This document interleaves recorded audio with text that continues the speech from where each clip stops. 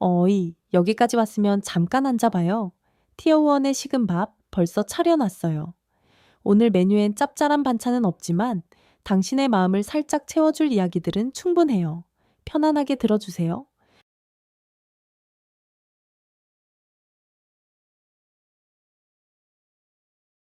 두 번째 삶이 시작되었을 때 나는 조용히 앉아 녹차녀가 연기하는 모습을 지켜보았다. 입양된 여동생과는 두 생을 살아오며 끊임없이 다투었지만 수단과 방법을 가리지 않아도 매번 내가 패배했다. 이전 생에서는 나의 약혼자마저 간단히 그녀에게 빼앗겼다. 마치 세상이 전부 등을 돌린 듯한 기분이었다. 그래서 이번 생에는 모든 걸 내려놓기로, 더 이상 싸우지 않기로 결심했다. 하지만 놀랍게도 이번 생의 승자는 나였다.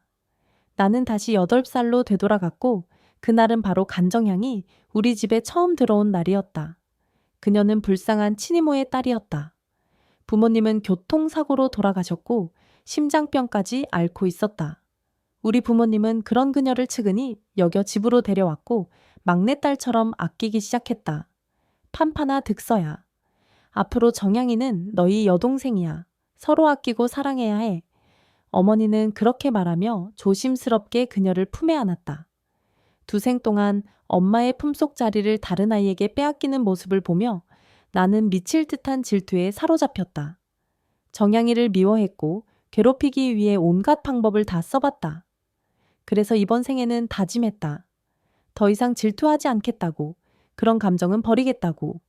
하지만 그 순간을 다시 마주하니 가슴이 시렸다. 오빠인 간득서는 아무렇지도 않게 정향이를 귀여워했고 나는 그런 모습을 바라보며 멀어졌다. 어머니는 내 표정을 읽은 듯 내 손과 정향이의 손을 함께 잡고 조용히 말씀하셨다. 정향이는 심장병이 있잖니. 넌 언니니까 양보해야지. 그 말을 들은 순간 내 심장은 조용히 가라앉았다. 정향이는 병이 있으니 난 늘 양보해야 했다. 두 생 모두 그녀가 나타난 이후로 내 장난감도 부모님의 사랑도 오빠의 관심도 절반씩 나눠야 했다. 내가 조금이라도 거부감을 보이면 부모님은 항상 말했다. 정향이는 심장병이야. 넌 언니잖니 이해해줘야지. 아무도 나의 마음을 이해하려 하지 않았다. 정향이보다 겨우 한 달 먼저 태어난 나도 여전히 어린아이일 뿐인데 나도 누군가의 전부이고 싶었다. 8살이 되기 전까지 나는 세상의 모든 사랑을 독차지하고 있었다. 그런 내가 갑자기 하늘에서 떨어진 동생 때문에 사랑을 반으로 나눠야 한다니. 어떻게 아무렇지 않게 받아들일 수 있겠는가. 판파나 안심해. 정향이가 있어도 우리 사랑은 줄지 않을 거야. 어머니는 달콤한 말로 나를 안심시키려 했다. 전생에서도 그랬다. 분명 어머니는 나를 사랑했다. 하지만 그 순간 나는 알 수 있었다. 정향이에 대한 연민이 그녀 마음을 더 많이 차지하고 있다는 걸. 어머니는 항상 자신이 공평하다고 믿었지만 단 한마디 말만으로도 그녀의 편애가 드러났다. 언니. 정향이는 조심스럽게 나를 불렀다. 마치 내가 무서운 사람인 것처럼 말이다. 나는 대답하지 않았다. 판파나. 어머니의 목소리가 점점 단호해졌다. 정향이에게 따뜻하게 대해주길 바라는 눈치였다. 흥미없어. 나는 차갑게 말한 뒤 몸을 돌려 2층 내 방으로 올라갔다. 두 생 모두 나는 정향이의 존재를 강하게 거부했다. 가족들과도 크게 다투었고 심지어 두 번째 생에서는 단식 투쟁까지 했다. 하지만 결국 아무런 효과도 없었다.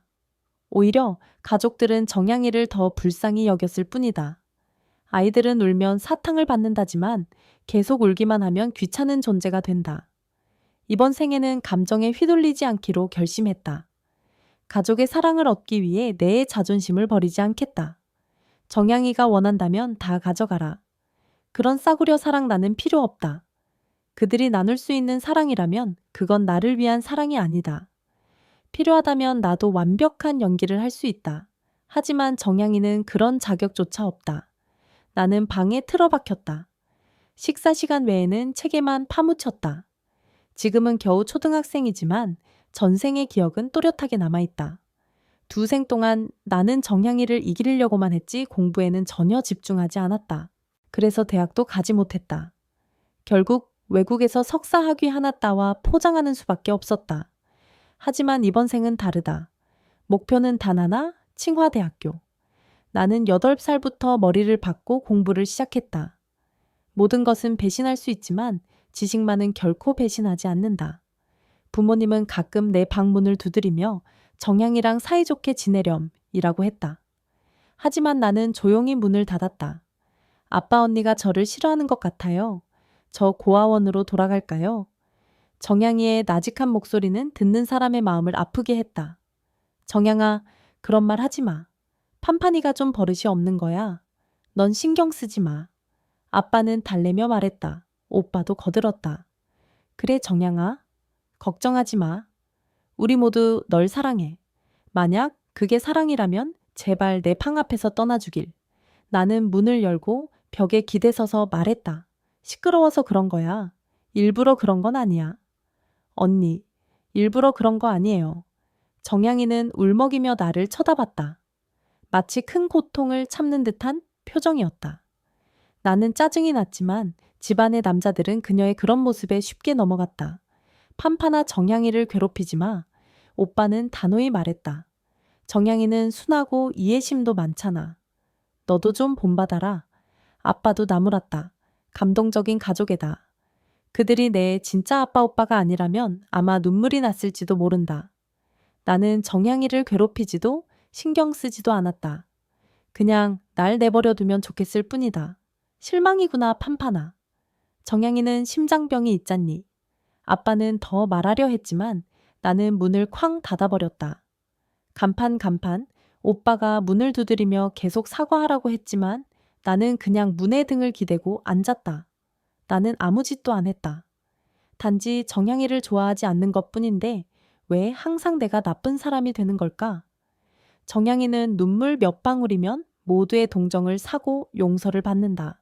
나는 그냥 조용히 있고 싶을 뿐인데도 죄인이 된다. 이런 상황은 두 번째 생에서도 똑같았다. 그래서 이번 생에는 마음을 완전히 접었다. 그 후 나는 정향이에 대한 태도를 바꾸지 않았다. 부모님도 더 이상 끼어들지 않았다. 어차피 조용한 척하는 평화도 평화니까. 처음에는 정향이가 나에게 다가오려 노력했지만 두 생을 살고 온 나는 전혀 반응하지 않았다. 결국 그녀도 포기하고 다른 사람들의 환심을 사기 시작했다. 두 생과 마찬가지로 겨우 한 달이 지나자 정향이는 집안 분위기에 익숙해졌고 온 가족과 함께 웃으며 이야기하는 모습을 자연스럽게 연출했다. 마치 원래부터 내 식구였던 것처럼 말이다. 그러던 어느 날 내 생일이 되었다. 원래 계획대로라면 놀이공원에 가기로 했던 날이다. 드물게 공부도 멈추고 마음껏 즐기기로 했던 날이었다. 하지만 놀이공원에 도착하자마자 정향이가 가슴을 움켜쥐고 쓰러졌다. 정향아, 왜 그래? 아빠는 걱정으로 가득 차 그녀를 안았다. 앞서 걷던 엄마와 오빠도 소리를 듣고 급히 되돌아왔다. 나를 그대로 남겨둔 채 모두 그녀에게 몰려갔다. 심장이 아파요. 정향이는 힘없이 말하며 쓰러질 듯 기대었다. 아빠는 주저하지 않고 운전기사에게 병원으로 데려가라고 했다. 그제야 생각났다. 전생에서도 정향이는 생일날 아픈 척을 해서 생일을 망쳤었다. 그 세세한 기억은 잊었지만 감정만은 뚜렷이 남아있었다. 차는 금방 도착했고 아빠는 정향이를 안고 황급히 떠났다. 오빠도 함께 따라갔다. 엄마만이 복잡한 표정으로 내게 말했다. 판판아 미안해. 정향이는 상태가 안 좋아. 다음에 다시 오자. 그 말 전생에서도 똑같이 들었다. 그때는 울면서 가지 말라고 붙잡다가 심하게 혼나기도 했다. 엄마만이라도 같이 있어줘요. 그렇게 부탁했지만 엄마는 머뭇거리며 말했다. 정향이도 엄마가 필요하잖니.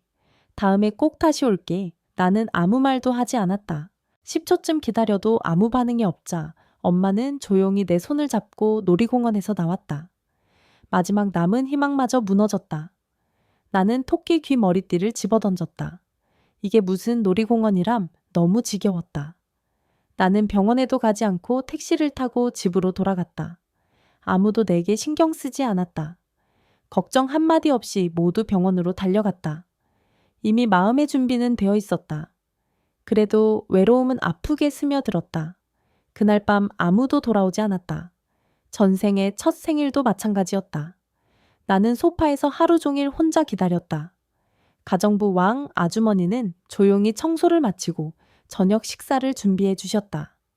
전생에서는 나는 분노를 참지 못하고 그릇을 몇 개 부수었고 심지어 왕 아주머니를 때리기까지 했다. 그 사건 이후로 집에서 유일하게 나를 아껴주던 사람마저 나를 두려워하게 되었다. 하지만 이번 생에서는 달랐다. 그녀에게 화풀이하지 않았다. 몇 숟가락 먹은 뒤 조용히 2층 방으로 올라갔다. 부모님과 오빠는 다음날 아침이 되어서야 집으로 돌아왔다. 정양이는 마치 별처럼 중심에 있었고 온 가족이 그녀를 둘러싸고 있었다. 나를 보자마자 그들의 얼굴이 굳어졌다. 마치 잊고 있던 존재를 갑자기 떠올린 것 같은 표정이었다. 아빠는 뭐라 설명하려 입을 열었다. 판파나 우리는 일부러 그런 게 아니야. 정양이가 심장이 나는 아빠의 말을 끊었다. 정양이는 심장병이니까 부모님이 옆에 있어야 했겠죠. 아빠는 말문이 막혔는지 고개를 끄덕였다. 그래, 네가 이해해 주니 다행이구나. 다음에 정양이 몸 상태 괜찮아지면 다시 놀이공원 가자. 나는 조용히 웃었다. 오늘 들은 말 중에 가장 우스운 이야기였다. 대체 왜 내 생일이 정양이의 건강 상태에 따라야 하는가? 이게 정말 내 생일인가? 아니면 정양이의 무대인가? 그들은 둘 다 기뻐야 공평하다고 생각했지만 진짜 공평함이란 상황을 고려라 하는 거다. 됐어요. 이제 같이 놀고 싶지도 않아요. 나는 거절했다. 판파나 화 풀어. 우리도 정양이를 좀 더 아낄 뿐이지 너도 사랑해. 엄마는 조용히 다가와 나를 안고 달래려 했다. 언니 부모님을 탓하지 마요. 저를 너무 걱정하신 것뿐이에요. 정양이는 눈을 살짝 감으며 말했다. 그리고는 기침을 2번 했다. 얼굴은 벌겋게 달아올랐다. 정양아 괜찮아. 네 잘못이 아니야. 판판이는 너한테 화내지 않을 거야. 오빠는 위로했다. 맞아 정양아. 내 건강이 우선이지. 이건 내 잘못이 아니야. 아빠도 부드럽게 말했다. 나는 엄마의 품에서 벗어나 위층으로 올라갔다. 그들은 끝까지 정양이를 나무라지 않았다. 그녀가 모든 문제의 시작인데도 아무도 탓하지 않았다. 오히려 나를 불쌍한 사람으로 만들어 그녀를 용서하도록 만들었다. 그 후 나는 변함없이 조용히 정양이를 무시했다. 부모님도 더 이상 간섭하지 않았다. 어차피 겉으로만 평화로우면 그걸로 충분했다. 정양이는 초반에 내 마음을 얻으려 했지만 내가 아무 반응도 보이지 않자 금세 방향을 바꿨다. 그녀는 나 대신 다른 사람들의 마음을 사로잡는 데 집중했다. 그리하여 전생처럼 차에 한 달도 되지 않아 정양이는 완전히 가족의 중심이 되었다. 부모님 오빠와 함께 웃고 떠드는 모습은 마치 한 가족의 원래 구성원 같았다. 내 생일이 다가왔다. 계획대로라면 놀이공원에서 하루를 보낼 예정이었다. 나는 드물게 공부를 멈추고 기대하며 들떴다. 하지만 놀이공원에 도착한 지 얼마 지나지 않아 정양이가 또 가슴을 움켜쥐며 쓰러졌다. 심장. 아파요. 그녀는 힘없이 아빠 품에 안겼고 온 가족은 나를 그대로 두고 정양에게 몰려갔다. 아빠는 서둘러 병원으로 향했고 오빠도 함께했다. 엄마만이 나에게 복잡한 표정으로 말했다. 판파나 미안해. 정양이가 아파서 다음에 꼭 다시 오자. 그 말 분명 전생에서도 똑같이 들었다. 그때 나는 엄마만이라도 남아달라며 울며 매달렸고 결국 크게 혼이 났었다. 정양이는 아빠 오빠와 같이 갔으니까 엄마만 곁에 있어줘요. 엄마는 말없이 망설이다가 고개를 저었다. 정양이도 엄마가 필요하잖니. 다음엔 꼭 같이 가자. 나는 대답하지 않았다. 10초쯤 기다린 엄마는 내 손을 잡고 조용히 공원을 나섰다. 기대했던 마지막 희망마저 무너졌다. 나는 토끼 머리띠를 땅에 던지며 중얼거렸다. 무슨 놀이공원이야? 재미 하나도 없어. 나는 병원에도 가지 않았다. 택시를 타고 혼자 집으로 돌아갔다. 아무도 나를 찾지 않았다. 생일인 나를 위해 준비된 건 아무것도 없었다. 그날 밤 아무도 돌아오지 않았다. 그날 밤 나는 거실 소파에 혼자 앉아 있었다. 첫 번째 생에서도 마찬가지였다. 가족이 돌아올 때까지 혼자 텅 빈 집에 앉아 있었고 그 기억은 지금도 생생하다. 왕 아주머니, 뒤리아이 집안일을 도와주는 분은 조용히 청소를 마치고 내게 따뜻한 저녁을 차려주었다. 나는 그녀를 난처하게 하지 않기 위해 얌전히 밥을 먹고 곧바로 내 방으로 올라갔다.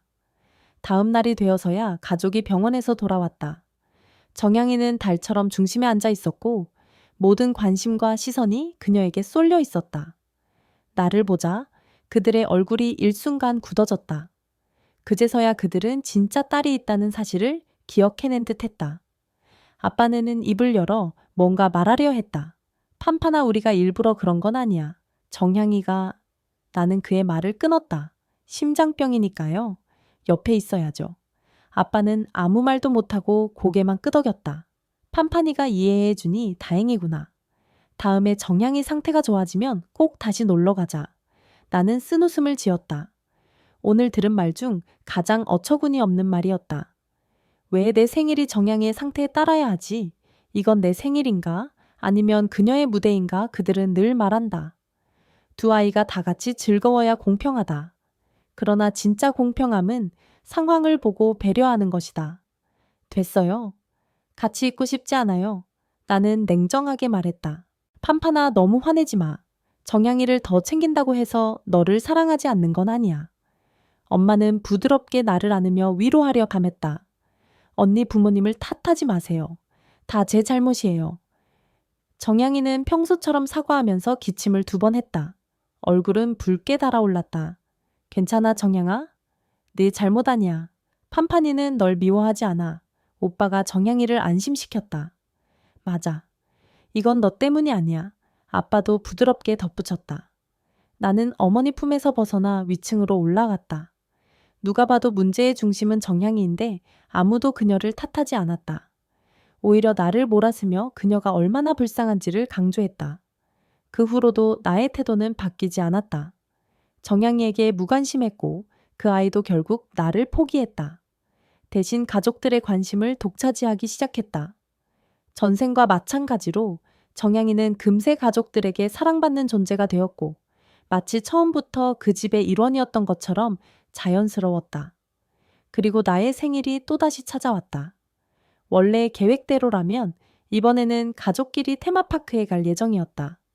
나는 오랜만에 공부를 멈추고 즐거운 시간을 보내려고 했다. 하지만 도착하자마자 정향이는 또다시 가슴을 부여잡고 쓰러졌다. 가슴이 아파요? 이번에도 똑같았다. 아빠는 당황하며 그녀를 안고 병원으로 향했고 오빠도 함께 갔다. 엄마만이 남아 복잡한 표정으로 나를 바라보았다. 판판아, 미안해.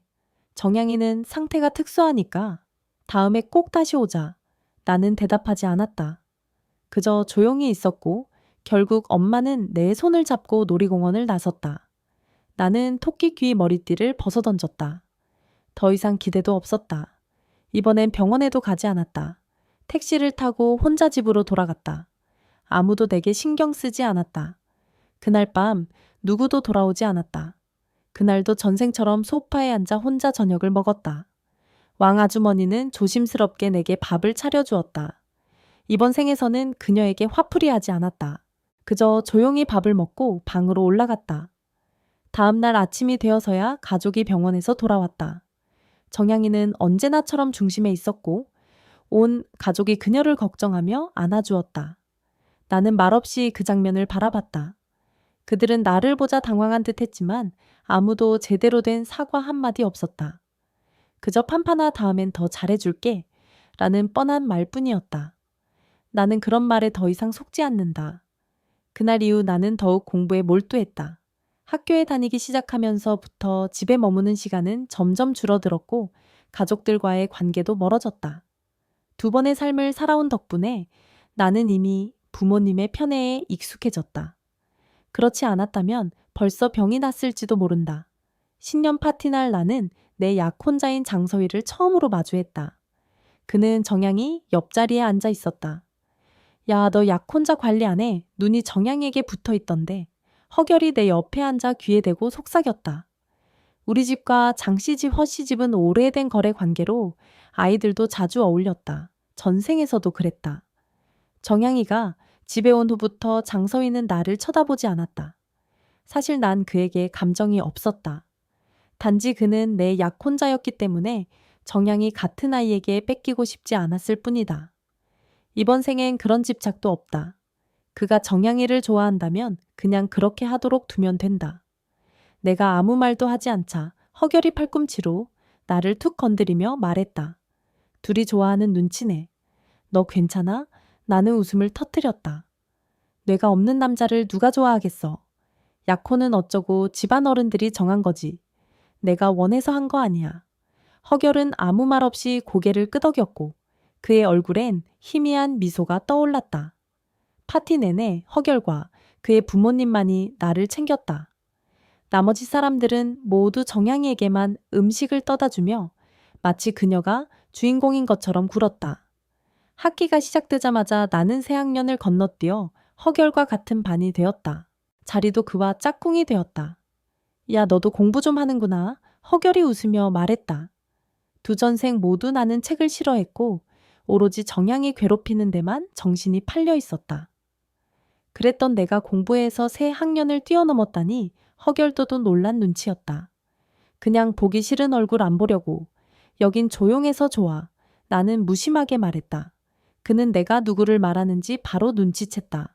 그리고 진지하게 말했다. 괜찮아. 부모님은 널 안 좋아해도 난 좋아해. 잠시 말문이 막힌 그는 얼굴을 붉히며 급히 덧붙였다. 아, 그런 의미는 아니고 그냥 가족처럼, 형제처럼. 처음으로 허결이 귀엽게 보였다. 나는 미소 지으며 말했다. 고마워.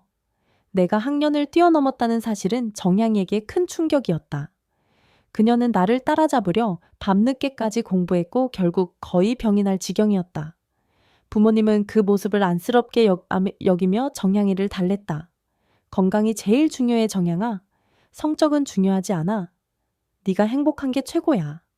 오빠도 기숙사에서 급히 집으로 돌아와 정향이에게 선물을 건넸다. 그런데 나에겐 아무것도 없었다. 다음 생일이 다가왔고 원래는 놀이공원에 가려 했지만 정향이의 건강 상태가 좋지 않다며 수족관으로 변경되었다. 나는 별 흥미가 없어 무심히 따라갔다. 정향이는 온 가족의 사랑을 받으며 수족관의 물고기를 보며 웃고 있었다. 그녀 주위에는 아빠, 엄마, 오빠가 줄줄이 따라다니며 설명까지 해줬다. 나는 혼자 조용히 걸었고 아무도 내가 사라진 걸 눈치채지 못했다. 수족관 밖 허결이 나를 기다리고 있었다. 여기서 뭐 해? 수족관 같은 곳은 허결 스타일이 아니었다. 내 집에 전화했더니 왕 아주머니가 수족관 간다고 하더라. 너 이런 데 안 좋아하잖아. 혹시 몰래 나올까 해서 와봤지. 허결은 흐뭇한 표정으로 말했다. 허결조차도 내가 이런 곳을 싫어한다는 걸 아는데 가족들은 내 대해 아무것도 모르거나 알면서도 신경 쓰지 않았다. 오늘 생일이잖아. 그만 참자. 가자, 놀이공원 가자. 허결은 내 손을 잡고 이끌었다. 점심때쯤 전화가 울렸다. 판판아 어디 갔니? 엄마의 걱정 어린 목소리였다. 너 정말 버릇없다. 혼자 가버리다니 우리가 얼마나 걱정했는지 알아? 아빠의 꾸짖음도 들렸다. 언니, 왜 혼자 가버렸어요? 우리랑 놀기 싫은 거예요. 정향이의 목소리는 슬픔에 젖어 있었다. 판판이는 왜 그렇게 못되게 굴어 정향이처럼 순하게 좀 해라. 오빠는 비난을 덧붙였다. 그 말들을 들은 허결에 이맨주름이 잡혔다. 그는 전화를 뺏어 들고 말했다. 제가 데리고 나갔어요. 허결의 목소리에 상대방은 잠시 조용해졌다. 아, 티오키엘이구나. 데리고 나갔으면 한마디라도 말해줬어야지. 오늘 판판이 생일이라 다들 축하하던 중이었는데 갑자기 사라져서 얼마나 걱정했는지 몰라. 엄마의 목소리는 한결 부드러워졌다. 아침부터 제가 함께 있었어요. 지금 알았다는 게 더 놀랍네요. 허결의 말은 뼈가 있었다. 언니 미안해요. 제가 부모님을 붙잡고 있어서 수족관 정말 재밌었어요. 같이 와요. 정향이는 또 사과부터 했다. 전형적인 패턴이다. 괜찮아? 나 수족관엔 흥미 없어. 다들 즐겁게 있어. 나는 냉정하게 말하고 허결에게 전화기를 넘겼다. 그날 오후 나는 허결과 함께 놀이공원에서 시간을 보냈다. 두 생을 합쳐 처음으로 놀이공원에서 진심으로 즐겁게 놀았다. 밤이 되어 집으로 돌아오니 가족들이 거실에 앉아 나를 기다리고 있었다. 판판아, 오늘은 엄마가 뭔가 말하려다 멈췄다. 그 30초 동안 엄마는 나를 꾸짖어야 할지 아니면 허결과의 하루가 어땠는지 물어야 할지 망설였다. 피곤해요. 내일 이야기해요. 나는 조용히 말했다. 그들의 실망스러운 표정을 무시한 채 나는 계단을 올라갔다. 거실에 남아봤자 비교당하고 꾸지람 듣고 기분만 상할 테니까. 시간은 흘러 나는 초등학교와 중학교를 수석으로 졸업했다. 고등학교는 허결과 함께 명문사립고에 진학했다. 우리는 기숙사를 선택했다. 나는 집에 돌아가고 싶지 않았고 허결은 내 곁에 있고 싶어 했다.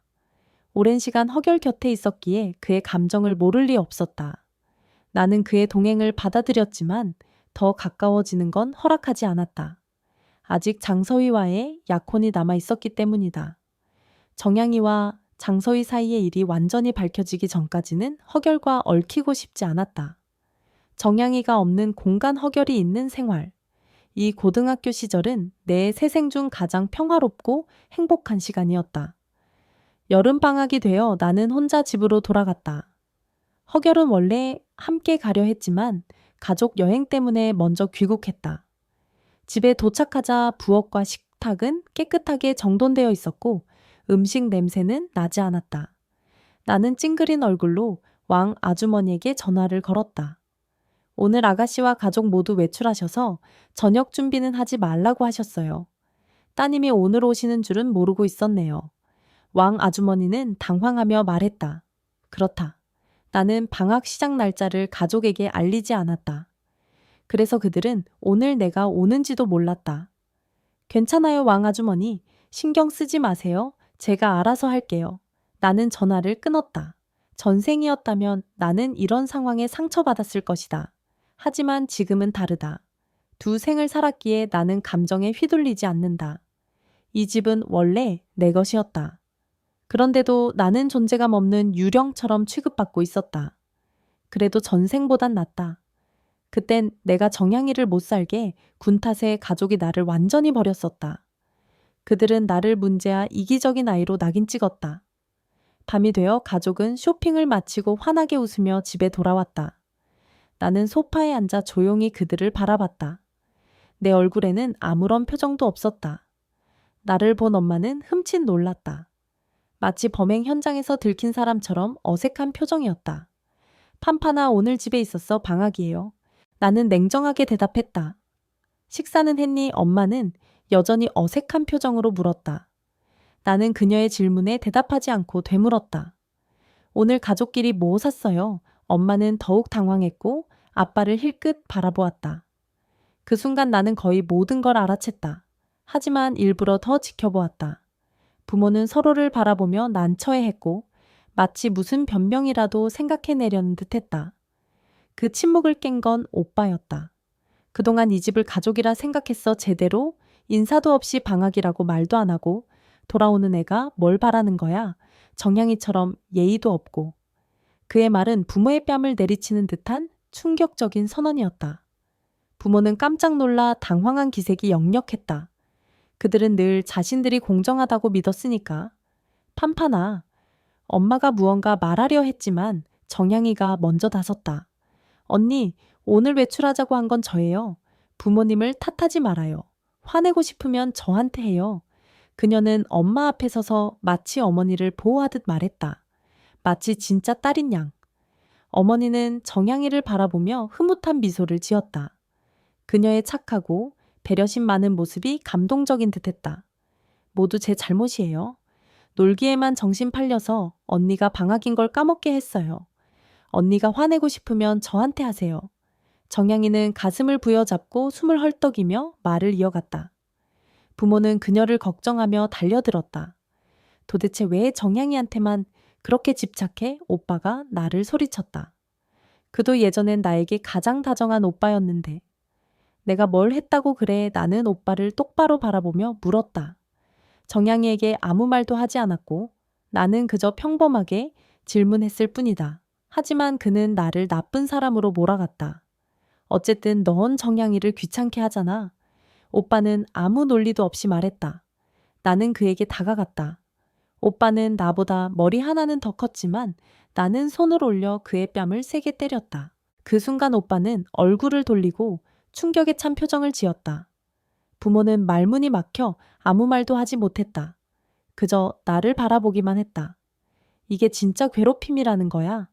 나는 조용히 말한 후 손을 내렸다. 손끝은 얼얼했다. 그만큼 강하게 때렸다는 증거였다. 간득선은 뺨을 감싸쥔 채 충격에 찬 얼굴로 나를 바라보았다. 그는 아무 말도 하지 못했다. 부모님도 놀란 듯 눈만 굴리고 있었다. 간판아, 네가 어떻게 오빠를 때릴 수가 있어? 당장 사과해. 아빠가 소리를 질렀다. 그가 먼저 나를 모욕했잖아요. 왜 사과는 나만 해야 해요? 나는 태연히 반문했다.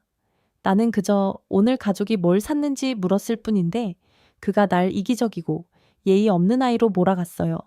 왜 내가 잘못한 거죠? 아빠는 미간을 찌푸렸지만 말문이 막힌 듯 아무 말도 하지 못했다. 그래도 그는 내 오빠야. 넌 동생인데 이렇게 행동하면 안 되지. 정양이처럼 착하고 순해야 해. 아빠는 여전히 그 말뿐이었다. 됐어요. 더 이상 듣고 싶지 않아요. 정양이 칭찬은 그만 좀 하시죠. 나는 냉정하게 잘라 말했다. 부모님은 지친 얼굴로 나를 바라보았다. 마치 그들의 진짜 딸이 나이 들어갈수록 점점 버릇없는 아이로 변해가는 게 슬프다는 듯. 언니? 오빠를 탓하지 마세요. 정양이가 침대에서 조용히 말했다. 이제 좀 진정된 듯 보였지만 말투에는 여전히 사과하는 듯한 톤이 섞여 있었다. 그 말은 익숙했다. 그녀는 항상 그랬다. 정양이는 괜찮아. 간판이가 미친 거야. 간특선은 나를 노려보며 말했다. 그의 눈빛은 혐오로 가득 차 있었다. 전생에는 나를 가장 아끼던 사람이었는데 지금은 나를 쓰레기 보듯 쳐다본다. 간판아, 엄마 말씀 좀 들어. 오빠에게 사과해. 둘 다 한 가족이잖니. 엄마는 중재하려고 애썼다. 나는 그 사람의 친여동생이 아니잖아요. 진짜 동생은 정양이잖아요. 나는 엄마의 손길을 피해 뒤로 물러나며 차갑게 대답했다. 간판, 아빠의 목소리가 단호해졌다. 그는 더 이상 참지 못한 듯 소리쳤다. 나는 말없이 계단을 올라갔다. 더는 듣고 있을 가치도 없는 대화였다. 이 집에선 내가 존재할 이유가 없었다. 3년만 더 견디면 대학에 가고 완전히 이 집에서 벗어날 수 있다. 그 생각만이 유일한 위안이었다. 며칠 뒤 또다시 내 생일이 돌아왔다. 원래 가족끼리 여행을 가려던 계획이 있었지만 나는 단호히 거절했다. 정양이는 내가 생일 계획을 거부하자 나를 위해 직접 케이크를 만들겠다고 나섰다. 전생에도 똑같았다. 그녀는 내 생일에 케이크를 만들었고 그 안엔 내가 알레르기가 있는 망고가 들어있었다.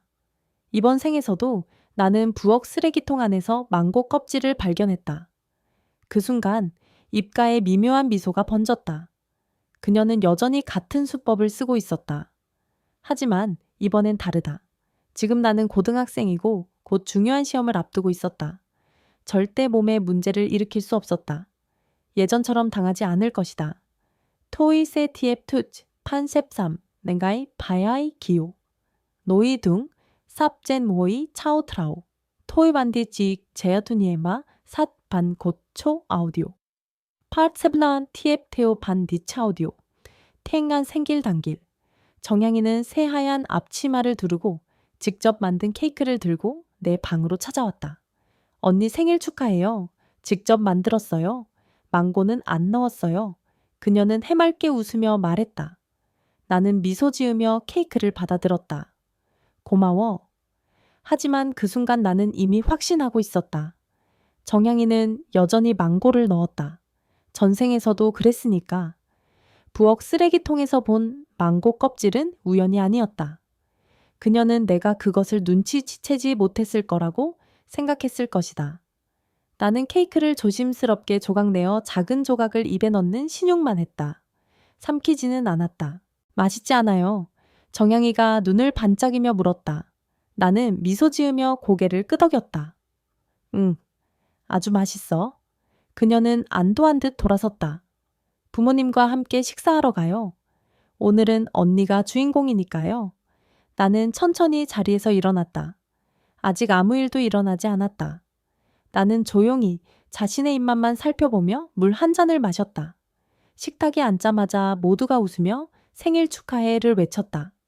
하지만 그 순간 나는 갑자기 가슴을 움켜쥐고 고개를 숙였다. 으윽, 숨이 가빠. 정향이의 얼굴이 하얗게 질렸다. 간파나 엄마가 소리쳤고 아빠는 의자를 밀치며 일어났다. 병원에 가자 당장 나는 떨리는 목소리로 말했다. 방금 케이크 먹고 이러는 거야.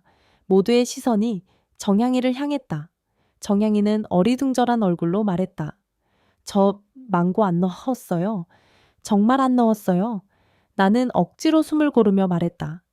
쓰레기통에 망고 껍질이 있었어. 정향이는 눈이 커졌다. 아니에요. 그건 제가 먹으려고. 제 거였어요. 하지만 누구도 그녀의 말을 믿지 않았다. 오빠마저도 입을 굳게 다물고 정향이를 바라보고 있었다. 넌 대체 왜 항상 망고를 써? 간판이가 알레르기 있는 거 뻔히 알면서. 그 말에 정향이의 얼굴이 무너졌다. 그녀는 겁에 질린 목소리로 말했다. 그게 아니에요. 정말로. 아빠는 말없이 정향이에게서 케이크를 가져가 부엌으로 향했다. 검사해보면 알겠지? 정향이는 흐느끼며 고개를 숙였다. 나는 그제야 일어섰다. 사실 망고는 안 먹었어. 먹는 척만 했어. 모두가 나를 놀란 눈으로 바라봤다. 이번엔 내가 먼저 확인하고 싶었거든. 이제는 당하지 않아. 정향이는 입술을 파르르 떨며 아무 말도 하지 못했다. 나는 고개를 들고 식탁을 바라보았다. 이번만큼은 내가 이겼다. 그날 이후 정향이는 집안에서 거의 모습을 드러내지 않았다. 나는 늘 하던 대로 학교로 향했고 매일같이 공부에 몰두했다. 가족들은 어색한 분위기를 피하려고 애썼고 정향이에 대한 이야기도 꺼내지 않았다. 하지만 나는 그 침묵이 더 크게 울리는 것 같았다. 며칠 뒤 나는 혼자 외출을 나갔다. 평소 가던 도서관 대신 허결과 함께 있던 공원으로 향했다. 그곳에서 나는 오래전부터 준비했던 중요한 서류를 꺼냈다. 바로 유전자 감식 신청서였다. 전생에서 나는 이 서류의 존재를 몰랐다. 하지만 이번 생에선 다르다. 나는 모든 걸 바꾸기 위해 철저히 준비하고 있었다.